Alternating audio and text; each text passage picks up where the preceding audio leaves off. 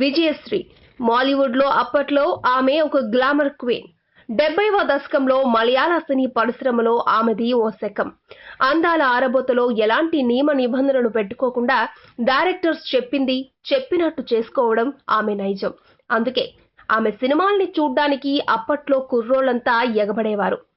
విజయశ్రీ ప్రేమ్ నజీర్ సరసనే ఎక్కువ సినిమాలు చేసింది.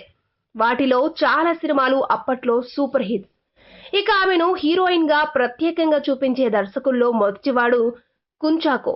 ఎన్నో మలయాళ, తమిళ సినిమాలతో పాటు ఆమె ఒకే ఒక తెలుగు సినిమాలో నటించింది. ఆ సినిమా మంచి కుటుంబం. అందమైన రూపం, చక్కటి అభినయం ఆమెను మలయాళ ఇండస్ట్రీలో నెంబర్ 1 హీరోయిన్ గా నిలబెట్టాయి. అయితే ఆ అందమే చివరికి ఆమెను ఆత్మహత్యకు దారితీసింది. 1973లో దర్శకుడు కుంచాకో విజయశ్రీతో పొన్నారం కోట అనే జానపద సినిమా తీశాడు. ఇందులో ప్రేమ్ నజీర్ హీరో.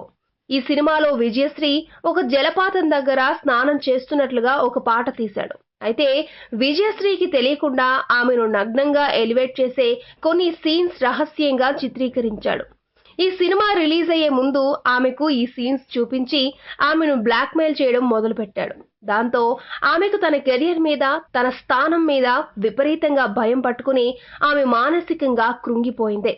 దర్శకుడి నుంచి ప్రెషర్ ఎక్కువ కావడంతో విజయశ్రీ 1974 మార్చి 17న ఆత్మహత్యకు పాల్పడింది. ఈ సినిమా రిలీజ్ అయ్యే ముందు దర్శకుడి నైజాన్ని ఆమె ఒక ఇంటర్వ్యూలో వెల్లడించడంతో ఆమె మీద కోపంతో ఆ సీన్స్ ను సినిమాలో యాజ్ ఇట్ ఈజ్ గా ఉంచేశాడు దర్శకుడు.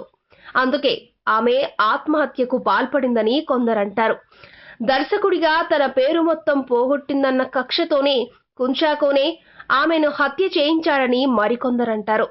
ఏది ఏమైనా కేవలం 21 సంవత్సరాల వయసులోనే ఒక అందాల తార అర్ధాంతరంగా తనువు చాలించడంతో మాలీవుడ్ ప్రేక్షకులు ఇప్పటికీ జీర్ణించుకోలేకపోతున్నారు.